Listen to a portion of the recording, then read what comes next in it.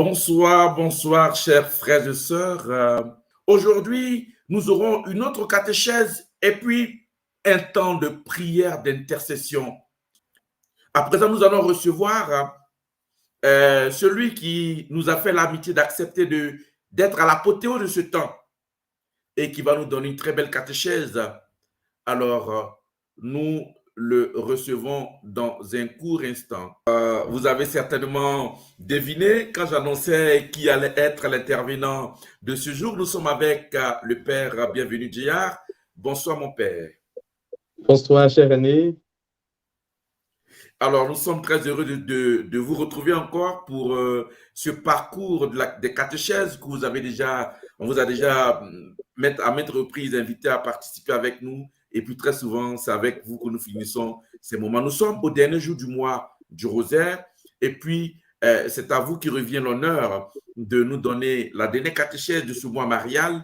Mon Père, quel est le thème que vous allez aborder dans votre catéchèse de ce soir?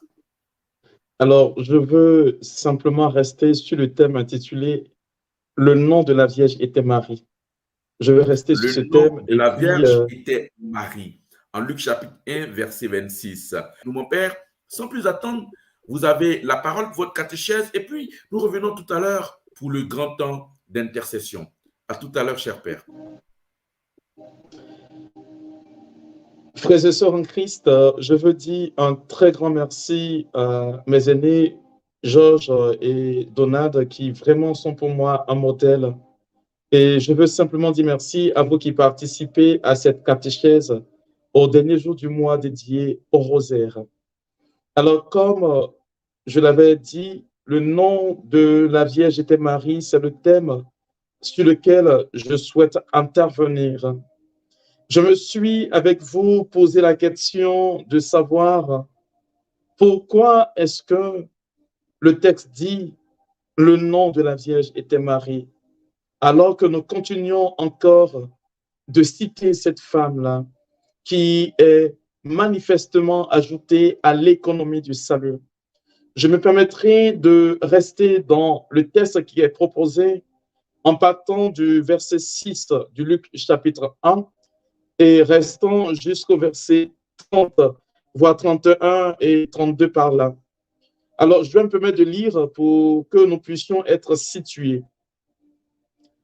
6 mois plus tard, Dieu envoya l'ange Gabriel dans une ville de Galilée appelée Nazareth, chez une jeune fille liée par fiançailles à un homme nommé Joseph, un descendant de David. Cette jeune fille s'appelait Marie. L'ange entra chez elle et lui dit, « Réjouis-toi, toi à qui Dieu a accordé sa faveur. Le Seigneur est avec toi. » Marie fut profondément troublée par ces paroles. Elle se demandait ce que signifiait cette salutation. L'ange lui dit alors, « N'aie pas peur, Marie, car Dieu t'avait accordé sa faveur. Voici, bientôt, tu seras enceinte et tu mettras au monde un fils. Tu le nommeras Jésus. Il sera grand, il sera appelé Fils du Très-Haut, et le Seigneur Dieu lui donnera le trône de David, son ancêtre. » Parole du Seigneur. Frères et sœurs, comme je l'ai mentionné, mon thème sur lequel je vais m'apitoyer est le thème général. Le nom de la Vierge était Marie.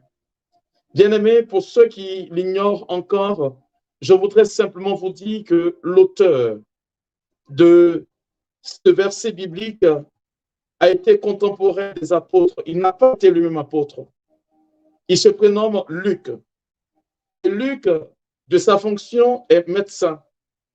Et comme il est médecin, il a la capacité d'être méticuleux dans tout ce qu'il dit, dans tout ce qu'il fait comme travail. Et c'est dans ce contexte que Luc écrit ce verset que, ensemble, on va essayer de décortiquer.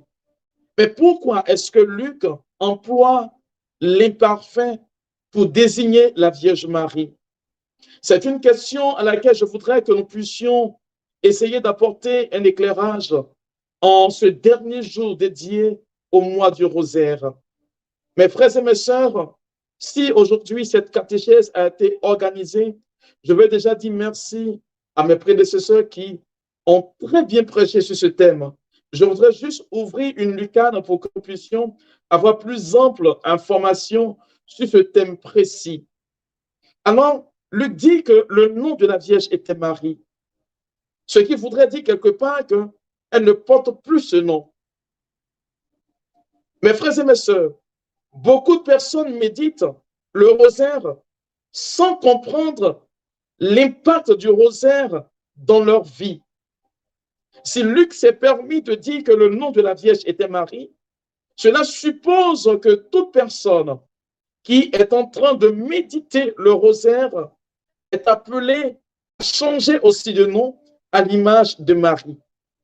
Je suis en train d'annoncer déjà les prévenances de la bonté de Dieu dans la vie d'une personne. Mais il va sans dire, mes frères et mes sœurs, que si nous partons sur ce principe, si nous partons sur le fait même que le nom de la Vierge était Marie et que cela annonce la bonté de Dieu dans la vie de quelqu'un, qu'est-ce qui donne, j'ai envie de dire, l'occasion à Luc de dire que le nom de la Vierge était Marie? Alors, cela suppose quelque part, mes frères et mes sœurs, que l'intervention ou la présence de Dieu dans la vie d'un être humain lui donne la possibilité de changer de position. Et je veux t'annoncer ceci. En accueillant aujourd'hui comme Marie la présence de Dieu dans ta vie, laisse-moi te dire, mon frère, ma sœur, que quelque chose changera pour toi. Tu es certainement bloqué à un niveau de ta vie. Tu ne comprends pas peut-être les situations que tu vis. Mais je veux te dire que cette catéchèse t'apportera bien de choses. Alors, je voudrais que tu t'asseyes bien parce que nous démarrons maintenant.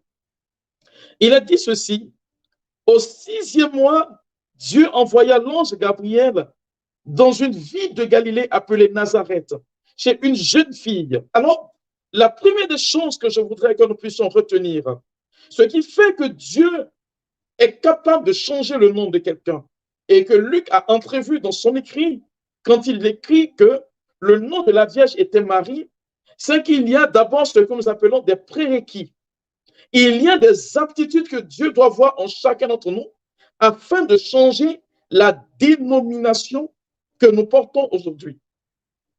Il est clair que certainement, avec ce que tu traverses comme situation, avec ce que tu vis comme état aujourd'hui, on a certainement dû changer ton nom. On ne t'appelle plus par ton prénom, mais par l'expression de ce que tu vis comme situation. Mais laisse-moi te dire ceci, on ne te cherchera plus, on ne te verra plus là-bas, parce que le Seigneur changera ton nom. Mon frère, ma soeur, la première des choses que tu dois retenir, ce qui a permis à Luc de dire que le nom de la Vierge était Marie, c'est d'abord parce que le texte dit ceci au verset 27, une jeune fille. Alors, je voudrais m'arrêter un peu sur le thème de jeunesse qui est lié à la personne de Marie, qui va donner plus tard au verset 27, à la fin du verset 27, que le nom de la Vierge était Marie. La jeunesse, mes frères et mes sœurs, est quelque chose qui intéresse Dieu. Celui qui, un temps soit peu, veut permettre à Dieu de changer sa condition de vie. Et par ricochet, le nom que tu portes pour que cela devienne un témoignage, il faut que tu aies une attitude de jeune. Nous savons que le jeune aujourd'hui a certaines qualités. Donc nous allons partir sur quelques points qui concernent un jeune et surtout le lien avec la Vierge Marie et notamment le rosaire. La première des choses que nous pouvons découvrir chez un jeune, c'est que le jeune, il est innocent. Un jeune, il est innocent. Ce que Dieu va daigner regarder dans la vie de quelqu'un, ce qui voudra changer la vie, c'est d'abord ton innocence. On nous dit la jeune fille. Donc, le jeune, c'est celui qui ne sait rien de la vie. Il entre, il découvre la vie. Et donc, il vit déjà dans une certaine innocence. En d'autres termes, il essaye d'appréhender, il n'a pas encore vu les choses à venir. Et donc, il n'a pas la notion de certaines choses. Qui peut être pour lui, cette innocence, j'ai envie de dire, un défaut c'est que le jeune a pour aptitude de chercher un repère. Je ne sais pas si tu entends ce que je dis. L'innocence ici qui va donner à Dieu l'opportunité de regarder dans ta vie, c'est que le jeune est celui qui cherche un repère. Et le repère ici, à l'image de la Vierge Marie, mon frère, ma soeur, c'est que le seul repère pour elle, c'est Dieu. Lorsque nous partons dans la tradition biblique, vous verrez que les filles de son âge étaient toutes disposées à servir Dieu. Et donc, elles n'avaient que de repères pour Dieu. C'est pourquoi Luc précise à une jeune fille. Donc, elle est innocente. Le jeune, c'est celui qui est innocent. Celui qui veut que Dieu change son nom. Et comme aujourd'hui tu es nommé et qu'on te donne un nom nouveau, Dieu va d'abord regarder en toi ce que ton innocence produit. Est-ce que ton innocence aujourd'hui te conduit, mon frère, ma soeur, à rechercher Dieu indéniablement? Autrement dit, à rechercher Dieu pour qu'il soit pour toi un repère. Car celui qui n'a point de repère dans la vie, mon frère, ma soeur, il ne peut que s'égarer. Et Marie avait un repère. C'est pourquoi Luc précise qu'elle était jeune. Alors, la première des choses que tu dois chercher, c'est un repère de par ton innocence. La deuxième chose que je voudrais tirer de ce verset, de ce mot de jeune fille, c'est que celui qui est jeune, il est plein, il désire vivre. En d'autres termes, il est porté vers le futur. Je veux dire à un enfant de Dieu, lorsqu'on te dit que le nom de la Vierge était Marie, c'est que Luc a compris et a entrepris déjà dans le fait même que Marie ait accepté plus tard le fait de l'annonce de l'ange, c'est qu'elle était portée vers le futur. Je veux dire un enfant de Dieu. Lorsque tu n'es pas porté vers le futur, tu n'as aucun désir de vivre, tu n'as aucun désir de faire connaître d'autres choses, Dieu ne compose pas avec toi. C'est l'une des raisons pour lesquelles vous allez voir que le rosaire, dans sa méditation, est une arme d'espérance. Donc, quand on dit jeune, c'est que Dieu doit trouver en toi le désir de vivre, le désir d'être porté vers l'extérieur. Mon frère, ma soeur, beaucoup de personnes aujourd'hui, à cause des difficultés rencontrées, à cause des échecs, à cause des situations malencontreuses auxquelles nous avons fait face, nous avons perdu le goût de vivre. Et donc, nous sommes dans le moule de la vie, entre-temps, en disant ceci, bien, si c'est arrivé, tant mieux. Si ce n'est pas arrivé, tant pis. Autrement dit, rien ne me surprenne. Non, je m'en excuse. Car si Dieu veut aujourd'hui intervenir dans ta vie, il faut que tu aies le désir de découvrir certaines choses et de vouloir encore donner à d'autres personnes. Voilà ce que Dieu va regarder en ta vie pour changer la condition de vie que tu as. Dieu, il est bon, il est amour, mais il a besoin d'avoir au-dedans de chacun d'entre nous quelque chose de particulier. Et donc, le deuxième point, c'est cela. Le désir de découvrir la vie, le désir de découvrir quelque chose de nouveau. Le désir d'aller vers l'inconnu. Waouh! L'adage nous dit ceci, tout ce qui est nouveau dans la vie d'un être humain fait peur. Mais le jeune, il a cette aptitude d'aller vers l'incognito, vers ce qu'il ne maîtrise pas. Mais dans le cas exprès, cela voudrait dire que je ne vais pas dans quelque chose qui va peut-être me conduire à la mort, parce que celui vers qui je tends, celui qui devient pour moi le leitmotiv de m'introduire dans la vie, c'est Dieu. Or, ma Bible me dit ceci, que Dieu, il est le principe de la vie. C'est-à-dire que là où je suis en train de partir, je ne vais pas dans l'incognito, mais je vais tout simplement dans le fait que Dieu lui-même va garder ce que je vais devenir demain. Frère, sœur, le nom de la Vierge était Marie. Si tu veux que ton nom, ce que tu vis comme situation soit quelque chose de passé, auquel on ne fait plus référence, mais qui devient pour certaines personnes un point de départ pour être motivé, pour aller devant. Il faut que tu aies à l'esprit de désirer vivre, désirer aller vers l'inconnu, mais l'inconnu qui se trouve en Dieu. Voici le deuxième point que je voudrais évoquer, qui va donner à Luc de pouvoir aussi réécrire ton histoire en disant ceci, mais le nom de telle personne était Laetitia, le nom de telle personne était ceci, parce que Dieu a changé ton nom et ton statut à la fois. La chose que je voudrais que nous puissions comprendre dans le fait même de la jeunesse dont Luc est en train de présenter Marie ici, c'est que le jeune, c'est quelqu'un de naïf. Une personne jeune, elle est naïve. Et la naïveté veut dire qu'elle fait confiance. Waouh! Moi, j'aime ce Dieu-là.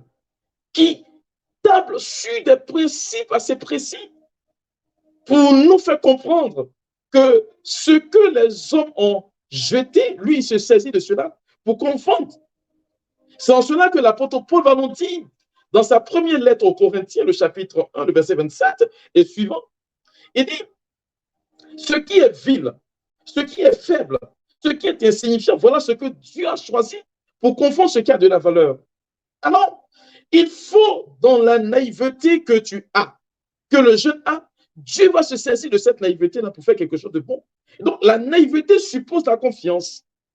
C'est pourquoi celui dont Dieu doit changer le nom, il faut que tu aies une confiance naïve en Dieu. Ne cherche pas à raisonner avec Dieu. Ne cherche pas à réfléchir. On connaît ce père de l'Église qui cherchait, un grand de l'Église qui cherchait à comprendre Dieu au travers de son intellect, nous dit la Bible, et nous dit les écrits. Mais qu'est-ce qui s'est produit? Il a dit que ce dernier, il cherchait à comprendre Dieu et mettre Dieu dans sa petite tête. Et un jour, il était assis au bord de l'eau, cherchant à comprendre comment est-ce que Dieu fonctionne. Il voit un petit gamin qui court, qui prend de l'eau, qui avait creusé du sable, dans le sable, un trou. Et pendant de 8 heures jusqu'à midi, l'enfant faisait des va-et-vient, des va-et-vient, des va-et-vient. Et pendant qu'il faisait des va-et-vient, il approche de l'enfant à midi, il lui dit, mais qu'est-ce que tu fais? L'enfant lui dit, je vais prendre toute l'eau de la mer là pour le mettre dans le petit trou qui est là.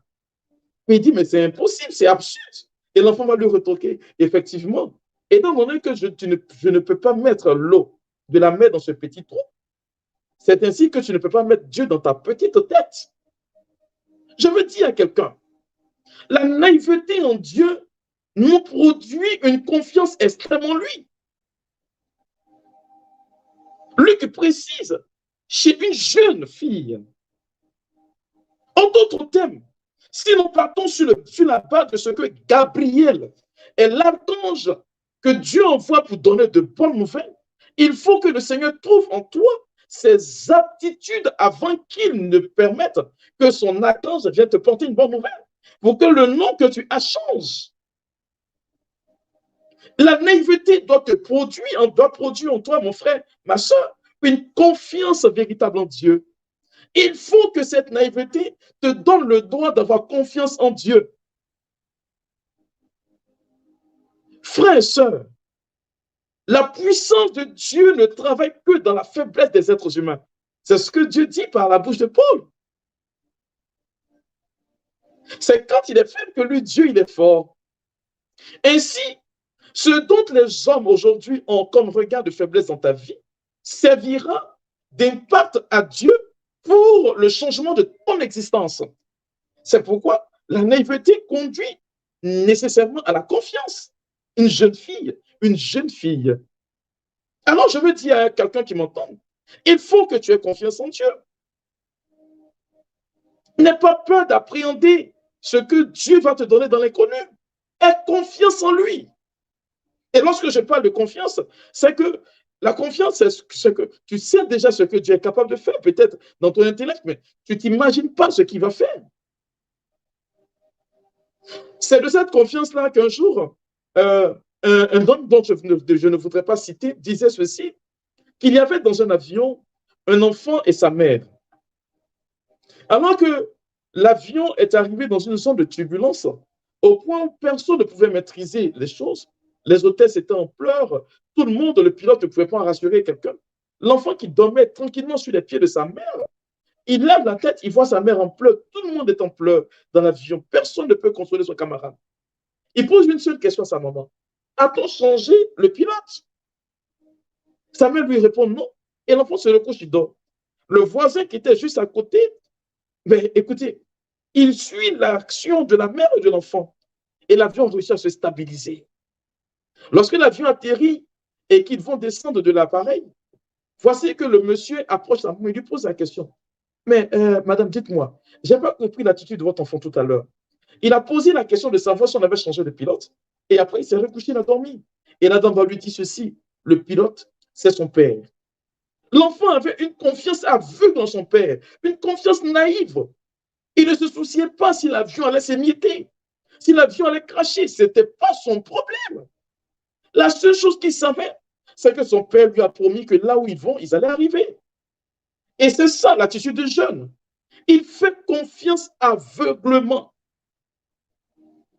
Jusqu'à ce que, comme disent les jeunes, sa tête cogne le mur et qu'il revienne et qu'il apprenne de son erreur. Je veux dire un enfant de Dieu qui m'entende. Ton mari, n'aie pas peur d'être en face des difficultés parce que tu as fait confiance en Dieu. Voilà ce qui va introduire la présence de Dieu dans ta vie au point où le nom que tu portes, qui est pour toi, j'ai envie de dire, synonyme d'humiliation, changera. Est-ce que quelqu'un peut me dire Amen? La deuxième chose que je voudrais signifier dans le texte qui nous est proposé, on nous dit ceci, ce qui donne l'opportunité à Luc de dire que le nom de la Vierge était Marie. On nous dit ceci, qu'elle était fiancée à un homme nommé Joseph, descendant de David. Il est descendant de David. Alors, c'est quoi? C'est que pour que Dieu puisse permettre à son ange, qui est Gabriel, de venir intervenir dans toi, ta vie, pour que le nom que tu portes et la situation que tu as change, frère et sœur, ce n'est rien d'autre que tu aies des projets. Beaucoup d'enfants de Dieu aujourd'hui, en méditant le rosaire, n'ont aucun projet. Je le dis bien, aucun projet. Et le projet que tu as, mon frère, ma sœur, c'est que Dieu va se saisir de ce projet pour changer le lendemain de ta vie. Et regardez le projet de Marie. Elle était fiancée à Joseph, pas des moindres. Hein. On nous dit, il est descendant de David. C'est-à-dire que Joseph était quelque part noble. Qui ne voudrait pas voir son nom rattaché à quelqu'un de grand? D'autant plus que c'est quelqu'un de qui on a dit que le Messie allait être issu. Beaucoup de personnes aujourd'hui ont des projets qui n'accrochent pas. Souvent, on n'a même pas des projets, on est là et on dit, ben, écoute, si Dieu veut, il va faire ceci, il va faire cela, mais tu vas rester dans ta position sans qu'elle ne change. Médite ton rosaire sans projet. Ta situation ne bougera pas. Laisse-moi te dire que Dieu ne compose pas avec celui qui ne voit pas dans le futur. Il ne se projette pas. Le moment est venu pour toi, mon frère, ma soeur, de changer ta façon de prier. Et Marie est pour nous aujourd'hui un modèle. Aujourd'hui, nous sommes en train de finir le rosaire. Frères et sœurs, la réalité, elle est là. Il ne suffit pas de passer des temps de jeûne, non, mais il faut appliquer beaucoup de choses à ta vie. Et entre autres, projet. Oui, projet. Quel type de projet tu as? Et avec qui tu as ce projet? Il ne suffit pas seulement d'avoir un projet, mais avec qui? C'est dit que Jésus va te dire ceci, ben, lorsqu'une personne veut construire une maison, qu'est-ce qu'il fait? Qu'est-ce qu'elle fait du moins? Elle s'assoit, elle vérifie si l'argent qu'elle a peut bâtir la maison qu'elle veut. Sinon, des gens viendront se moquer d'elle. Et c'est pareil. Le projet que tu veux mener, est-ce que tu as pris la peine de tout calculer, de tout vérifier, de mettre tout en ordre? Mais tu te jettes dans la chose comme cela. Oh, ben, comme c'est un projet, je vais entrer comme cela. Et puis Dieu va m'accompagner. Mais tu n'es pas avisé. Dieu ne t'accompagnera pas dans ce que tu vis. Et tu vas penser que Dieu t'a abandonné. C'est pourquoi il est dit en Proverbe chapitre 16, du verset 1 au verset 3. Aux hommes leur projet, mais c'est Dieu qui les réalise. L'homme voit ses projets purs à ses yeux, mais Dieu sonde les cœurs et les reins. Au verset 3, il dit ceci, confie tes projets à Dieu et ceux-ci verront le jour. Frères, sœurs, ce que je suis en train de t'annoncer, c'est que Dieu a entrepris en te permettant de suivre ce tridoule, de changer la condition de vie dans laquelle tu te trouves. Mais au préalable, il faut que tu aies des projets. Dieu n'est pas méchant. Comme dit le berger Camille disait, il est gentil. Et s'il est gentil, c'est qu'il le fera pour toi. Frères et sœurs, je veux t'annoncer ce décret sur ta vie. Lorsque nous regardons, la jeunesse, et que nous regardons les fiançailles dans les projets de Marie, il y a une chose qui découle de là, que Dieu va regarder en toi. La troisième chose dont je voudrais parler, c'est que en étant jeune, et puis en ayant des projets, le Seigneur va t'inculquer quelque chose qu'on appelle la patience. D'où l'importance du rosaire. La patience. Celui qui médite le rosaire, mon frère, ma soeur, Dieu t'inculque la patience. Car la patience, c'est le temps dans lequel Dieu t'introduit pour que ces projets arrivent. Il a dit en Habakkuk, au chapitre 3, verset 2, il dit, c'est un oracle, c'est une prophétie. Même si elle tarde, attends-la. À coup sûr, elle s'accomplira. Mon frère, ma soeur, je n'ai pas fortuit et je bénis la vie de mes grands frères, Donald, Wally et Georges Aubry, pour ce triduum-là, pour cette catéchèse mariale. Parce que la patience, mes frères et mes soeurs, est quelque chose aujourd'hui qui manque à l'existence des êtres humains.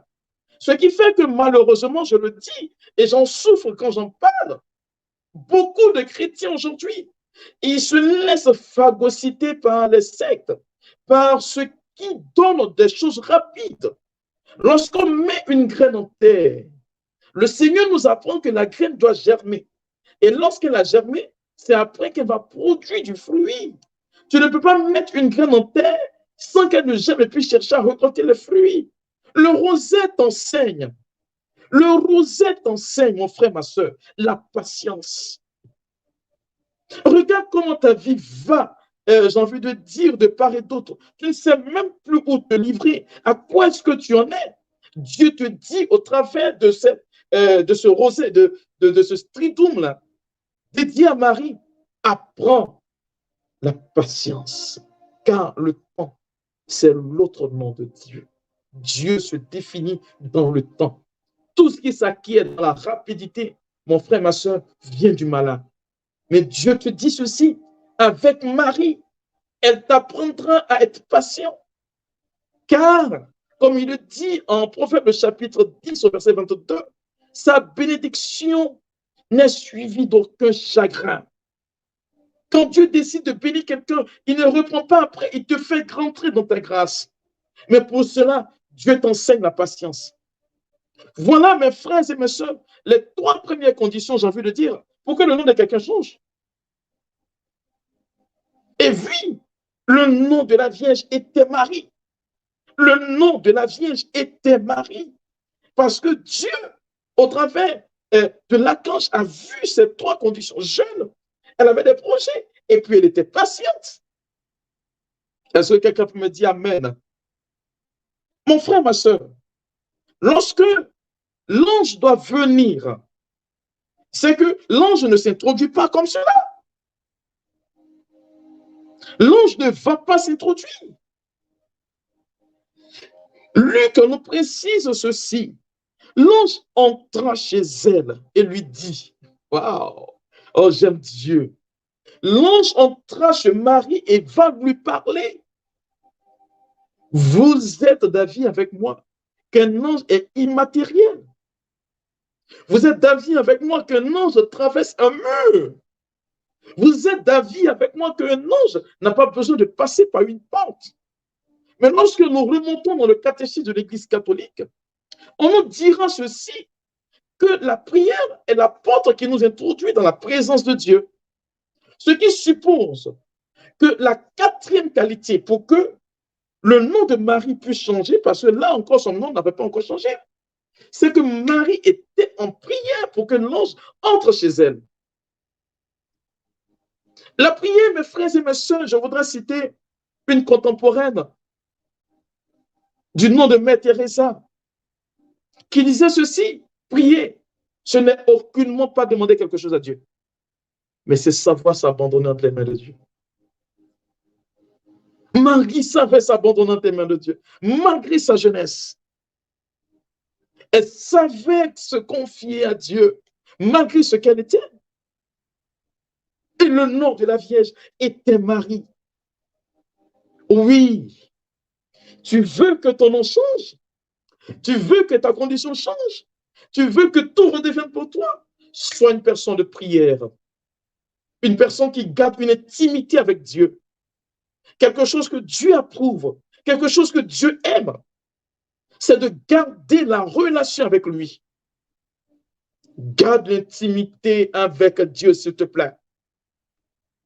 Avant que l'ange ne parle, vous avez compris? On nous dit, l'ange entra chez elle. C'est-à-dire que Marie est en prière et lui dit, aïe, aïe, aïe, oh frère, sœur, moi je bénis Dieu pour ce changement qui est en train d'arriver dans ta vie. Si le nom de la Vierge était Marie, c'est que Marie était une femme de prière. Quand la prière t'introduit, mon frère, ma sœur, dans le secret du cœur de Dieu. Pour connaître le dessein de Dieu sur ta vie, il faut que tu aies une intimité parfaite avec Dieu. Il faut que tu entres dans une profondeur véritable avec Dieu. Et je crois que mes prédécesseurs, le frère Amos et puis le père Donald, ont fait référence. Mes frères et mes sœurs, c'est pas caduque, c'est pas faux, mais c'est aussi faisant partie de ce mystère que Dieu est en train d'introduire dans notre vie. Frère, sœur, il y a des choses dans la vie, quand tu t'accroches à ces choses-là, ça change ton lendemain. Amen, amen. Et on m'a dit ceci, et il lui dit, vous voyez, quand vous regardez, il lui dit, devant, il y a 2 points. Il y a 2 points. Il y a 2 points. Le 2 points, j'ai envie de dire, en grammaire, lorsqu'on fait la syntaxe d'un texte, suppose qu'il y a une pause avant de parler. Or, la pause, mes frères et mes sœurs, je vous l'ai dit au départ, que la patience est le don de Dieu. Quand il y a une pause, c'est que le temps s'arrête. En d'autres termes, ce que l'ange va dire ne provient pas de lui, mais c'est un message que Dieu lui donne. Je veux dire et annoncer sur la vie de quelqu'un, Dieu va t'annoncer de très bonnes nouvelles aujourd'hui. Il y a des choses qui vont changer dans ta vie parce qu'il y a un ange que Dieu a convoqué dans ta vie au travers de ce triduum pour que quelque chose change. Littéralement, les hommes qui ne comprennent pas seront bouleversés par le changement produit dans ta vie. Ils vont se demander, mais qu'est-ce qui est en train de se passer? On leur dira ceci, il y a un ange qui a parlé dans la vie de telle personne. Oui, frère, sœur, l'ange parlera pour toi aujourd'hui. Alors, qu'est-ce qui se produit après? L'ange va lui dire, réjouis-toi. Oh, oh, réjouis-toi. Réjouis-toi. Toi à qui Dieu a accordé sa faveur. Pourquoi? Parce que l'archange Gabriel n'intervient, mes frères et mes sœurs, que 4 fois dans la Bible. Là, nous sommes à la 3e fois, il intervient.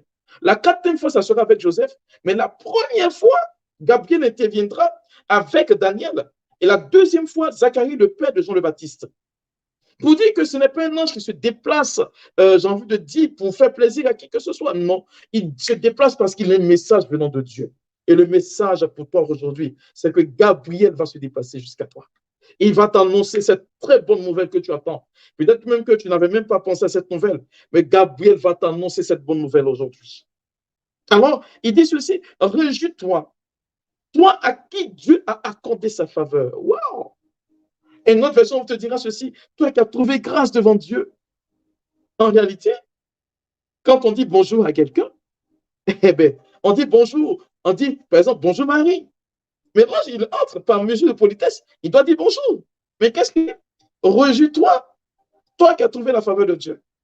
Dans l'énoncé, j'ai envie de dire, dans l'énoncé, de l'ange, de la rencontre de l'ange avec Marie, jamais ne dit son nom. Non, non, non, non. Il ne peut pas commencer à parler sans la saluer. C'est pourquoi le texte qui suit dit ceci. Marie fut profondément troublée par ces paroles et se demandait ce que pouvait signifier cette salutation. On dit bonjour quelqu'un. C'est le verset 29. Je veux dire à quelqu'un, waouh, mais le message de l'ange pour toi sera profond parce qu'il va t'appeler par le nom que Dieu a souhaité pour toi.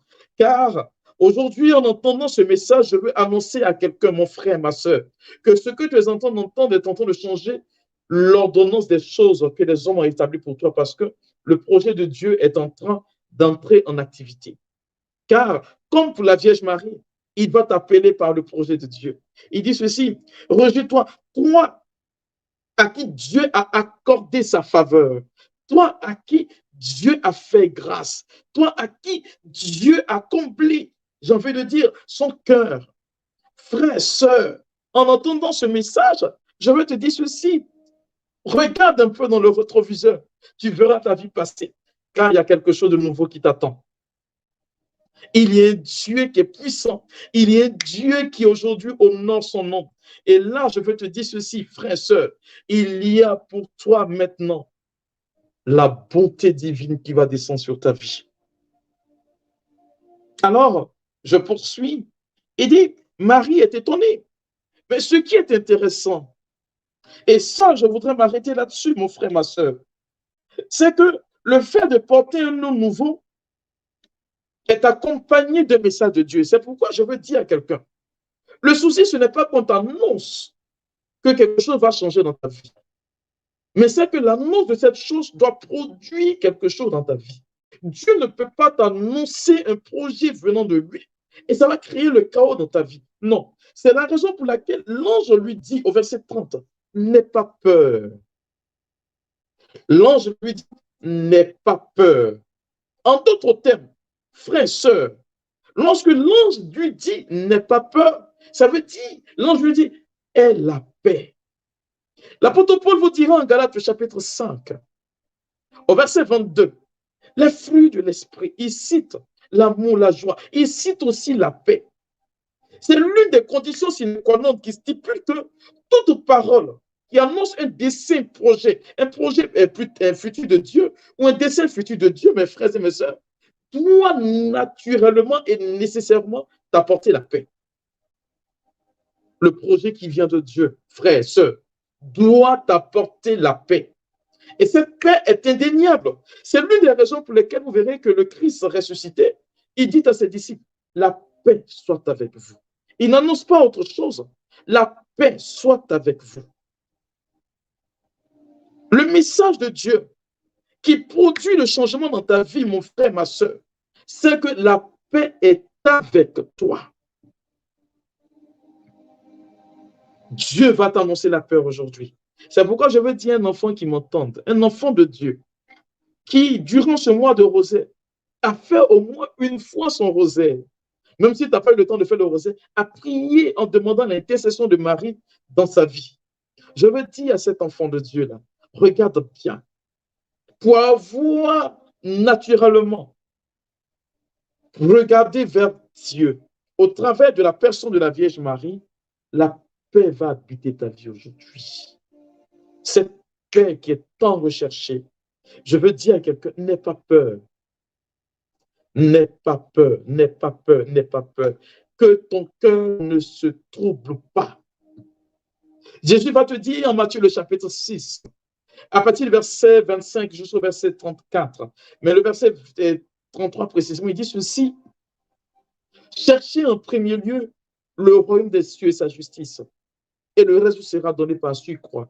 Il dit, ne vous inquiétez pas, verset 34 de votre lendemain, car le lendemain aura souci de lui-même. Je ne sais pas ce qui est annoncé dans ta vie, mais ce triduum va t'annoncer une paix profonde. Je ne sais pas ce dont tu as peur, qui trouble tes nuits, au point de ne pas réellement te réveiller avec quiétude, mais tu te réveilles avec une peur qui est indéniable, où tu n'arrives pas à t'en sortir. Je veux dire à un enfant de Dieu qui m'entend, Dieu est fidèle. Et au travers de sa fidélité, il changera pour toi les conditions de vie. C'est pourquoi le Christ, comme l'ange dit à Marie, n'aie pas peur. N'aie pas peur. Alors, pourquoi est-ce que tu ne dois pas avoir peur? Pourquoi est-ce que tu ne dois pas avoir peur? En d'autres termes, ce qui doit précéder le changement de condition de vie ou la faveur de Dieu dans ta vie, c'est d'abord la paix. C'est l'une des raisons pour lesquelles je voudrais ouvrir cette brèche de ce qui m'a donné comme opportunité de vous parler aujourd'hui. Que Dieu ne peut pas changer la vie de quelqu'un qui est troublé. Quelqu'un qui passe son temps à sauter, comme disent les Ivoiriens, un peu partout. Dieu ne peut pas changer la condition de vie de quelqu'un qui n'est pas stable. Ce n'est pas possible. Parce que ton témoignage ne viendra pas. L'anxiété ne produit pas l'agir de Dieu. Le doute ne favorise pas la présence de Dieu. Encore moins la peur. Non. Dieu te dit, sois sans crainte. C'est pourquoi Jésus, vous verrez dans le livre des Actes des Apôtres, a pris la peine de demander à ses disciples de rester avec lui, de ne point avoir peur, d'attendre. Il avait besoin de les rassurer avant de leur permettre d'annoncer le règne de Dieu. Frères, sœurs, la paix est ce qui va caractériser la présence de Dieu dans la vie de quelqu'un. Beaucoup de personnes aujourd'hui, à force de s'agiter, on les retrouve dans tous les programmes de prière. On les retrouve partout. On ne sait pas ce que ces personnes cherchent. Ils connaissent, ces personnes malheureusement connaissent tous les grands prédicateurs, j'ai envie de dire, qui existent dans le monde.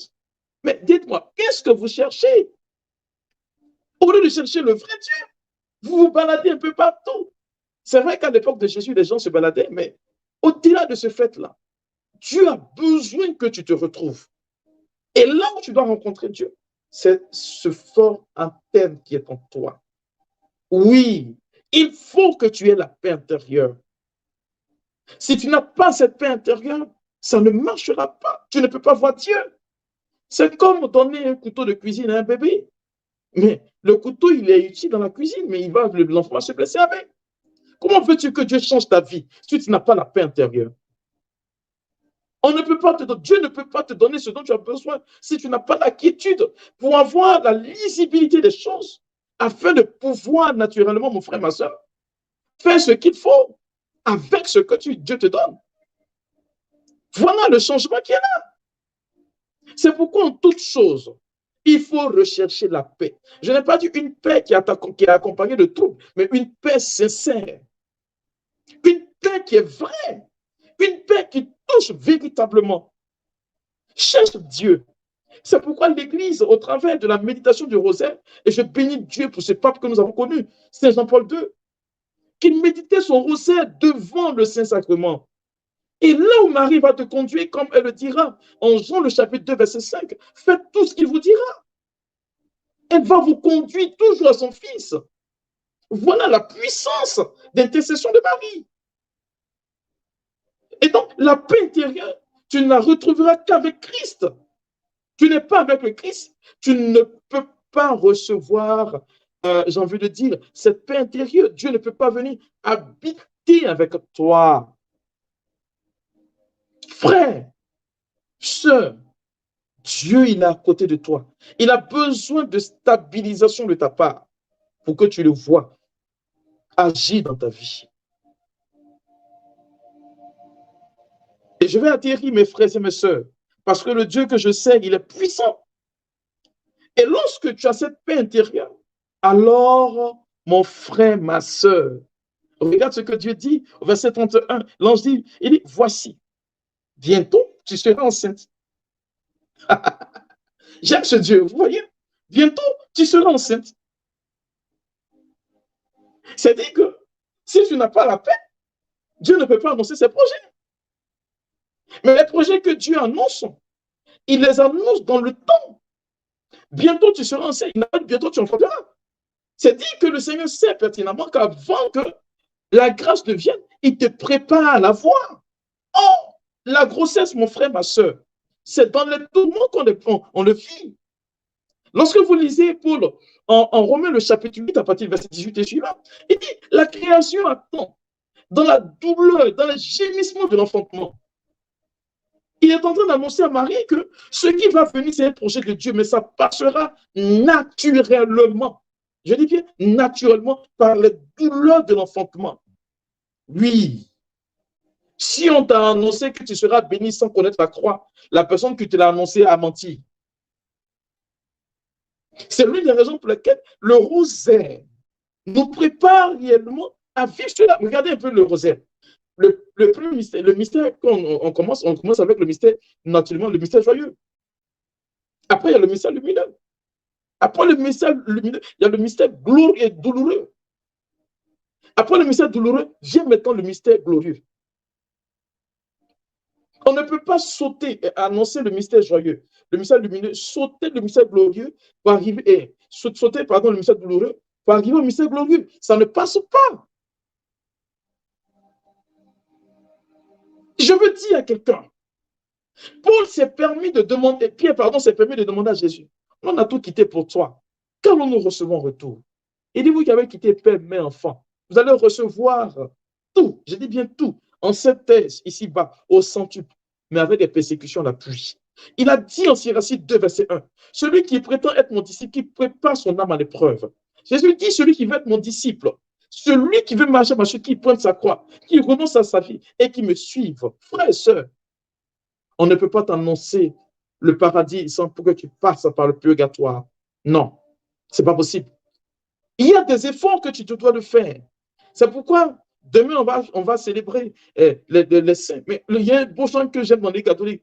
D'où viennent-ils? D'où viennent-ils, cette foule immense? On nous dit, ils viennent de la grande épreuve. Ils ont lavé leurs vêtements dans le sang de l'agneau.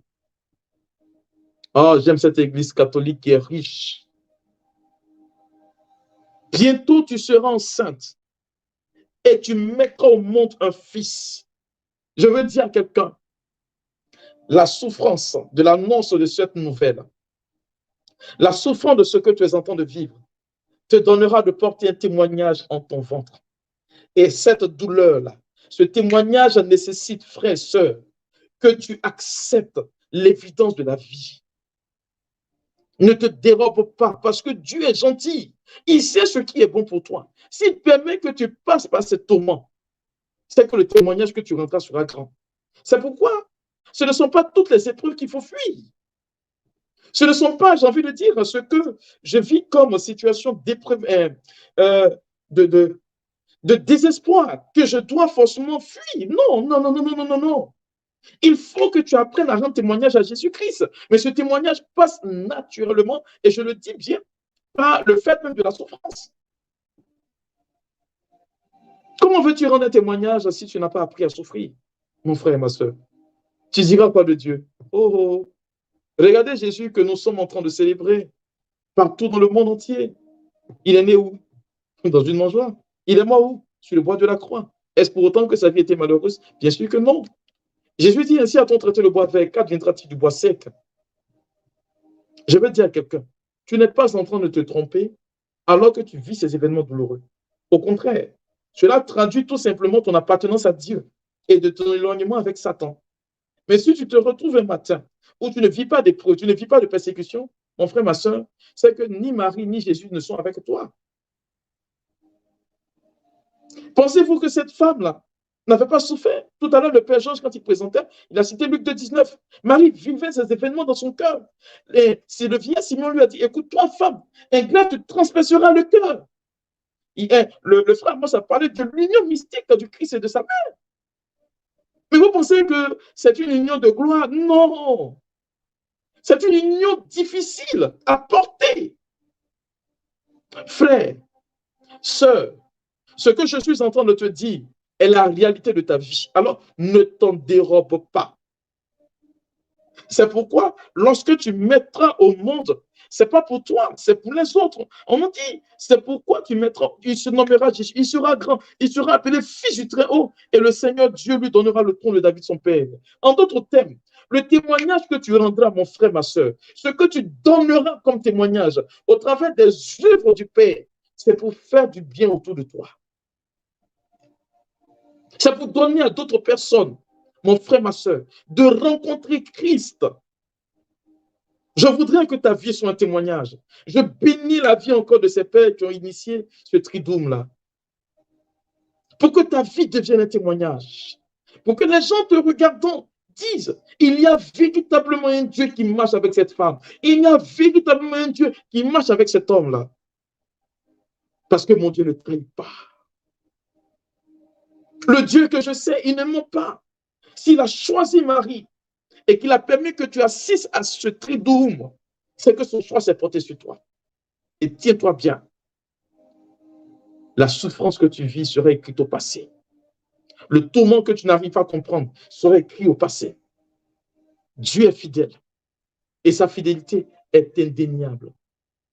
Frères et sœurs, en ce dernier jour, j'ai envie de dire du mois du rosaire, que ce ne soit pas pour toi, j'ai envie de dire, la fin de la méditation de ton rosaire, mais plutôt le début, j'ai envie de dire, d'une alliance avec le rosaire.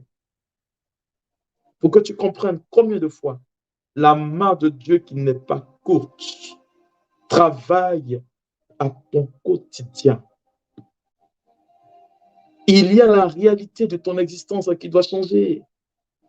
Il y a la faveur divine qui est sur toi. Je ne sais pas ce que tu vis. Même si tu me l'expliquais, je ne pourrais même pas comprendre ce que tu vis. Mais celui à qui tu te prêtes aujourd'hui, au travers de sa mère, comprend exactement ce que tu vis. Car Jean nous dit ceci, par lui tout a été fait. Et rien de ce qui a été fait n'a été fait sans ce monsieur. Il se nomme Jésus-Christ de Nazareth. C'est pourquoi vous verrez que la méditation du rosaire est christocentrique, est basée sur la vie du Christ. Il a dit en Luc 11, je crois bien le verset 21 suivant, il dit, mais qui est ma mère? Qui sont mes frères? Ce sont ceux-là qui font la volonté de Dieu, vous qui écoutez la parole de Dieu et qui la mettez en pratique. Et c'est ce à quoi Marie nous invite. Elle nous ramène à la réalité de la parole de Dieu. Moi, je bénis Dieu déjà pour ce qu'il va faire dans ta vie. Je bénis Dieu pour l'annonce nouvelle de ce qu'il fait dans ta vie aujourd'hui. Car il y a nécessairement et naturellement un changement. Il y a la production de la grâce de Dieu dans ta vie. C'est pourquoi le Seigneur Dieu lui donnera le trône. Le trône de David, son père. Le trône de David, son père. Le trône de David, son père. Oui, ne regarde pas l'instant présent. Regarde plutôt le futur. Ne regarde pas la souffrance présente, mais regarde plutôt ce que Dieu t'annonce. Car si Dieu permet aujourd'hui, mon frère, ma soeur, que tu vives cette intimité parfaite au travers de ce triduum, c'est qu'il y a naturellement une possibilité de changement. La situation que tu vis est peut-être réelle, mais la vérité se trouve avec Christ. Et cette vérité, Marie te demande de marcher avec elle pour la rencontrer. Il y a un temps pour chaque chose. Il y a un temps pour se lamenter, bien sûr, mais il y a un temps pour se relever des lamentations et puis d'avancer en dépit des difficultés que nous rencontrons. Et je crois pour ma part que ce temps est arrivé aujourd'hui. Et si ce temps est arrivé, c'est qu'il y a naturellement une productivité de Dieu en ta vie. Je voudrais que tu remarques bien cet instant, que tu regardes bien ce moment, que tu analyses bien, prends des photos si tu le veux, regarde bien et entends bien ce que je dis, parce que demain, on ne te reconnaîtra plus. J'ai un jour fait la rencontre d'un monsieur qui était passé me voir sur une paroisse où j'ai été vicaire. Quand ce monsieur est entré en contact avec moi un dimanche, il est venu me voir, il m'a demandé, mais mon père, je veux comprendre quelque chose. Il est opérateur économique. Il dit, ben, mon père, j'avais la possibilité de toucher plus d'1 million de francs CFA par jour. Je me baladais comme je voulais. J'entrais où je voulais. Quand je rentre, je sors. Je sais que le lendemain, je vais en avoir plus. Mais depuis un certain moment, mon père, je ne me retrouve plus. Même attraper un billet de 10 000 francs CFA, c'est difficile. Mais je dis, ah bon? Il me dit oui. Et pendant qu'il me parlait, j'avais cette intuition forte en mon cœur. Le Seigneur qui me demandait de lui poser la question, mais qu'est-ce qu'il fait avec ma maman?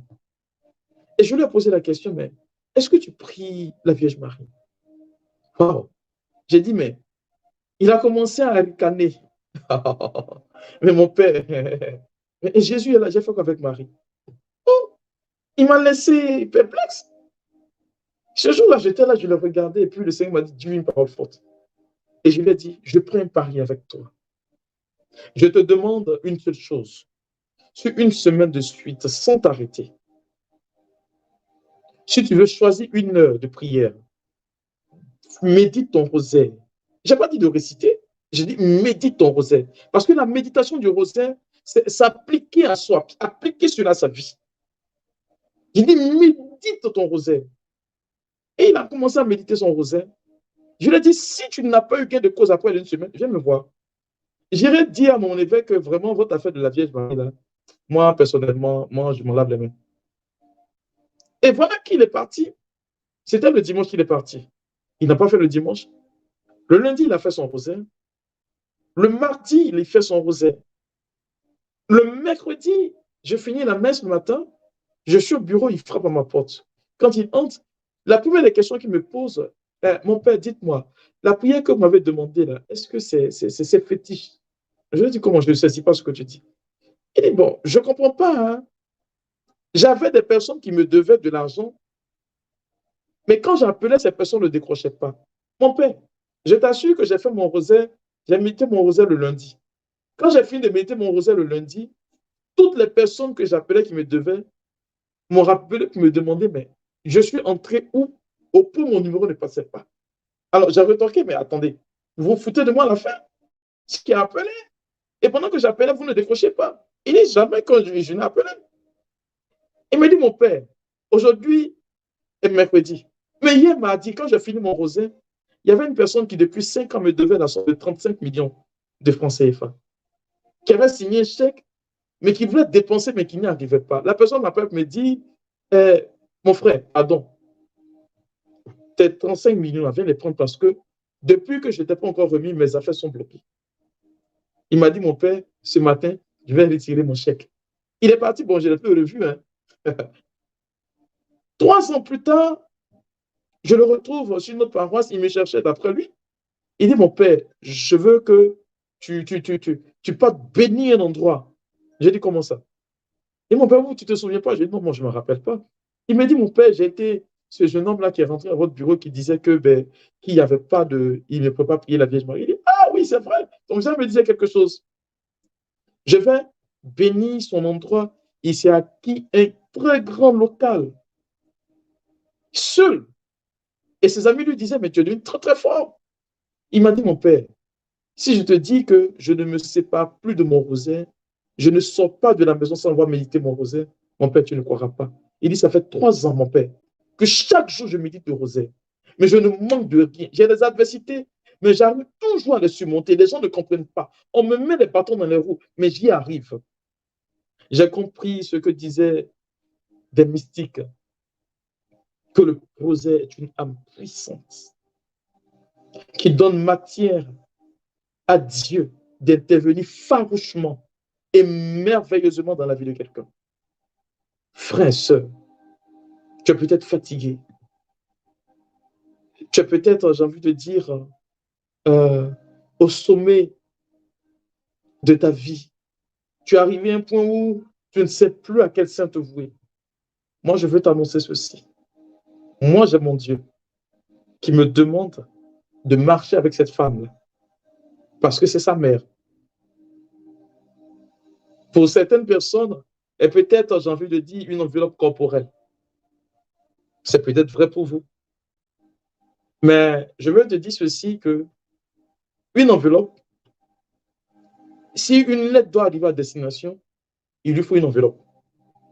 D'où l'importance de cette enveloppe-là. Et donc, Marie est notre maman. Qu'on le veuille ou pas, Marie est notre mère. Si vous comprenez le nombre de témoignages vécus par l'expérience que des personnes ont de la Vierge Marie, vous ne serez pas en train de douter. Je vous assure, mes frères et mes sœurs, Marie, de par la méditation de rosaire, nous apprend une certaine docilité, nous apprend l'humilité. La méditation du rosaire nous apprend à véritablement vivre les vertus que le Seigneur nous demande de vivre. Frères et sœurs, je suis en train de te dire ceci, que le temps pour toi est venu. Oui, de prendre ton rosaire et de dire à Dieu que c'est encore possible. Je prie que Dieu vous bénisse, qu'il vous accorde davantage, toutefois que vous serez ne serait-ce qu'en train de faire un seul Ave Marie. Que sa grâce vous fasse point défaut, lui qui est vivant, pour les siècles sans fin. Quelqu'un va me dire Amen, Amen et Amen. Amen, Amen, Amen, Amen. Mon Père, nous n'allons pas traîner, le temps est un peu avancé, et nous allons vous laisser la possibilité en 20 minutes ou en 30 minutes de prier pour ces frères et sœurs qui ont certainement porté les intentions depuis le début du mois d'octobre, qui peut-être encore, il y a des personnes qui ne sont pas peut-être catholiques, qui nous suivent ce direct, des personnes qui pour la première fois vont faire l'expérience de la Vierge. Nous allons vous laisser la possibilité de prier avec eux. À tout de suite, mon Père. Alors, mon frère, ma sœur, tu viens peut-être de te connecter ou tu as suivi ce triduum de bout en bout. Je veux te dire ceci, que la Bible m'a enseigné ceci, que l'ouvrier de la dernière heure est celui-là même que le Seigneur aime le plus que tout. Je veux te demander maintenant d'ouvrir largement ton cœur et d'offrir à Dieu cette possibilité de changer quelque chose dans ta vie. Seigneur, regarde tes enfants dociles à ce triduum, de diverses religions certainement, de divers continents, Seigneur, mais qui ont en réalité un amour particulier pour ta maman, mais surtout à cause de ces enseignements. Regarde leur vie, s'il te plaît. Toi à qui la Bible nous enseigne que rien n'est impossible à tes yeux. Et lorsque tu touches quelque chose, regarde, Seigneur, nos vies. Et je prie, Seigneur, en cet instant précis, pour tous tes enfants, Seigneur, connectés, pour ceux qui ont des désirs de maternité, des désirs de fond de foyer, des désirs de travailler, des désirs, Seigneur, de guérir d'une maladie quelconque, un problème de travail, Seigneur. Tu les connais mieux que quiconque. Tu sais leur souffrance. Si tu as permis, mon Père, que ces personnes soient connectées en ce moment précis, c'est parce que tu as voulu changer quelque chose dans leur vie. J'en appelle à ton intercession et à ta puissance. Ne regarde point, Seigneur, nos péchés, nos défauts, mais regarde plutôt l'amour que nous avons pour toi. Regarde, Seigneur, plutôt ce que nous devrions faire pour te faire plaisir. Et dans ta grande puissance, Seigneur, interviens favorablement. Je prie, Seigneur, pour toutes ces personnes désespérées. Je prie pour toutes ces personnes qui ne peuvent plus rien, qui ne peuvent même plus lever la voix vers toi parce que, Seigneur, la vie les a mis au tapis. J'annonce, Seigneur, au travers de la fin de ce triduum, un règne nouveau, un règne assez puissant, un règne qui aujourd'hui change la condition de vie. Père, tu nous dis que celui qui a foi en toi au travers de Marie obtient tout. Regarde ce triduum, regarde notre vie, regarde, Seigneur, ce que je suis en train de dire au travers de ces faibles mots, Seigneur, à l'endroit de mes frères et de mes sœurs. J'annonce, Seigneur, quelque chose qui sera pour leur vie un changement véritable. Seigneur, regarde. Merci déjà pour ce que tu es en train d'apporter comme changement. À la fin de ce triduum, Seigneur, à la fin de ce mois d'octobre, je prie d'ouvrir les écluses du ciel, car Marie est notre intercessrice. Elle est celle-là qui intercède, Seigneur, pour nous, jour et nuit, pour que nous ne manquions de rien. Regarde la prière de notre mère, Seigneur, qui monte aujourd'hui au travers de ces faibles mots que j'adresse à ton endroit. Agis, s'il te plaît. Touche, s'il te plaît. Comble, s'il te plaît. Regarde ces hommes affadis. Regarde ces personnes malades pour qui la médecine a déclaré impossible de guérir. Regarde ces cœurs, Seigneur, engloutis dans la souffrance, qui ne peuvent plus relever la tête. Regarde ces personnes, Seigneur, qui meurent partout. Regarde ces personnes qui sont combattues. Toi, le Dieu véritable, toi, le Dieu capable de toutes choses, je prie de changer, Seigneur, la condition de leur vie. Merci pour l'agir. Merci pour l'onction. Merci pour la gloire qui est en train d'intervenir pour eux. Seigneur, je te dis merci pour cette image que tu me donnes de cette femme. Oui, qui est au bout du rouleau, Seigneur, qui n'en peut plus. Parce qu'elle vit, Seigneur, non pas dans la pauvreté, mais dans la misère extrême, avec ses 3 enfants, mais qui est en train de nous suivre, Seigneur, parce qu'elle n'a même plus de quoi manger. La Bible enseigne que nous n'avons pas besoin de nous soucier de notre lendemain. Seigneur, tu es venu pour les personnes les plus misérables. Tourne-toi vers la situation de cette femme qui est en train de prier et pleurer avec nous, Seigneur. Merci pour ces personnes que tu es en train de toucher par ta grâce, pour ces personnes que tu es en train de visiter. Merci pour ce changement que tu es en train d'apporter. Jésus, la Bible enseigne que tu es le Dieu qui aujourd'hui est capable de réagir fortement et favorablement. Regarde ces personnes qui ont besoin de ton secours. Regarde ces personnes qui, à l'extérieur de leur pays, ont besoin de documents. Touche leur vie, s'il te plaît. Regarde ces malades atteints de leucémie, atteints de cancer. Oh Père, je te prie pour cette personne qui nous suit, qui a un cancer au niveau de la tête. Je prie, Père, que tu guérisses cette personne maintenant par l'intercession de ta maman du ciel. Merci, Jésus-Christ, toi qui nous donnes de nous connecter à ta faveur. En cet instant précis, toi qui nous as donné Marie pour mère, je prie de renouveler la grâce dans la vie de ces personnes. Waouh! Seigneur, merci. J'ai l'image d'une personne qui travaille dans une structure où tu es fortement persécuté parce que on veut t'introduire dans la secte de la franc-maçonnerie. Pendant que je parle, regarde, tu as comme des brûlures, du feu dans la main. Le Seigneur me charge de te dire ceci. Écoute bien, mon enfant. Ce combat, tu le mèneras et tu le gagneras. Mais ne démissionne pas. Voici la parole du Seigneur donnée pour toi. Je bénis Dieu, je lui rends la gloire, je lui dis merci pour toutes ces personnes connectées, que nous ayons des paroles ou pas, mais que Dieu est en train de visiter fortement par la puissance de sa grâce. Seigneur, tu touches et tu nous donnes de réagir. Merci de cette annonce nouvelle. Merci de cette grâce, Seigneur, qui est en train de pleuvoir aujourd'hui dans la vie de tes enfants. Merci pour ceux pour qui aujourd'hui tu es en train d'accorder un changement. Regarde toutes ces personnes connectées depuis ces 3 jours, celles même qui sont arrivées aujourd'hui. Seigneur, regarde leur vie, s'il te plaît. Et je te prie, Seigneur, de leur accorder ce changement tant souhaité. Merci de ce changement. Oui, Père, tu es le Dieu vivant auquel nous croyons. Merci, merci Jésus de Nazareth. Mon frère, ma sœur, je voudrais t'annoncer qu'il y a un changement nouveau dans ta vie auquel tu es en train d'accorder ta vie. Merci pour ce renouveau, Seigneur de grâce, qui est en train de descendre dans la vie de tes enfants. Ouvre pour leur vie les écluses du ciel. Que ta bonté, Seigneur, ne leur fasse point défaut. Merci d'exagérer dans leur existence et de leur donner l'occasion, Seigneur, de témoigner au-delà de ce que tes enfants espèrent. Que le Dieu vivant est vrai. Regarde tes enfants, Seigneur, qui ont les mains ouvertes devant toi, qui ont leur vie, Seigneur, déposée au-devant de toi.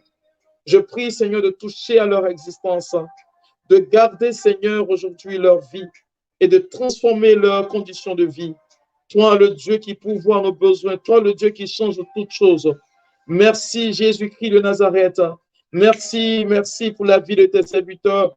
Georges Joboué, Wally Donald, merci pour le frère Amos Stéphane. Merci pour toutes ces personnes, Seigneur, qui œuvrent dans ton champ missionnaire. Je rends la grâce, Seigneur, à ton nom et je te dis merci. J'ai dans mon esprit une femme.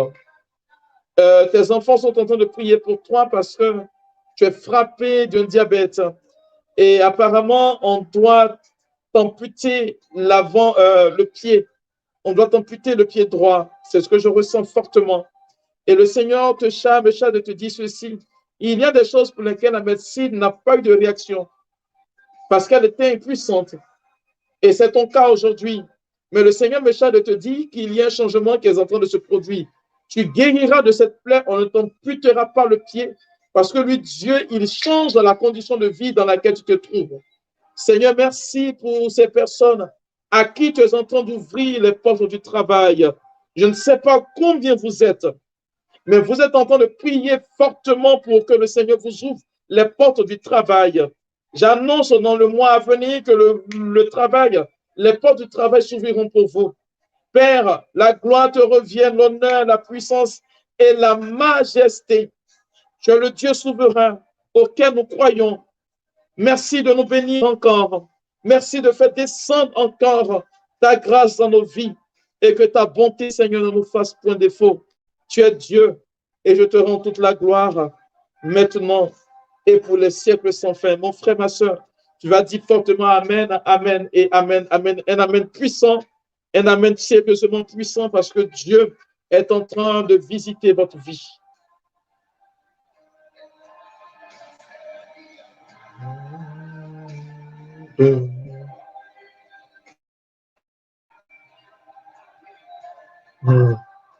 Je bénis Dieu pour cette femme-là.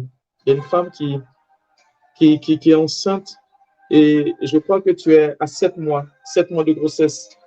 Tu es à 7 mois de grossesse et la médecine semble te dire que l'enfant ne va pas vivre.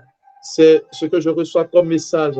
C'est assez puissant dans mon esprit, mais le Seigneur me dit pendant que je suis en train de prier avec toi, si la personne qui est l'auteur de la grossesse est à côté de toi ou toi-même, de poser la main droite précisément. Et tu vas déclarer la vie Zoé de Dieu parce que le Seigneur dit ceci, que cet enfant ne mourra pas. C'est lui qui a occasionné que tu tombes enceinte et lui, il occasionnera que tu puisses accoucher favorablement. Seigneur, merci. Merci à qui tu es en train de renouveler ton amour, à qui tu es en train de renouveler ta grâce. Merci pour ce champ missionnaire que tu ouvres pour certaines personnes qui vont naturellement s'exercer, Seigneur, pour que ta grâce ne leur fasse point défaut. Que ta bonté, Jésus-Christ, soit déterminante dans leur vie et que ta patience au travers de la méditation du rosaire soit pour nous le gage d'une présence indéniable de ta maman. Merci, Seigneur. Merci de bénir encore tes serviteurs qui ont organisé ce triduum et de conduire encore leur vie, leur ministère et de leur permettre, Seigneur, de s'établir dans ta présence. Tu es Dieu pour les siècles sans fin. Et je vous dis Amen, Amen, Amen et à très prochainement.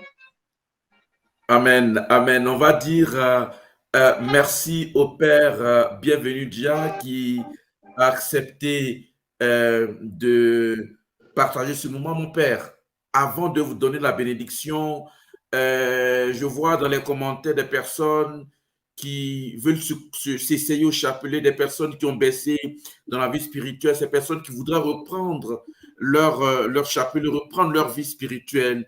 Est-ce que c'est possible, si c'est possible, au moins 5 minutes de prière pour ces personnes qui voudraient reprendre un nouvel élan dans leur vie de prière, mon Père? Alors, je vais vous demander de poser simplement la main sur le cœur et de regarder Jésus-Christ sur le bois de la croix et Marie au pied de cette croix. Seigneur, c'est toi qui nous as donné Marie pour mère. Regarde ces personnes, Seigneur, qui ont abandonné cette âme puissante que tu as révélée à ton Église. Regarde, Seigneur, leur vie. Affadie parce qu'elles n'ont pas, Seigneur, la force.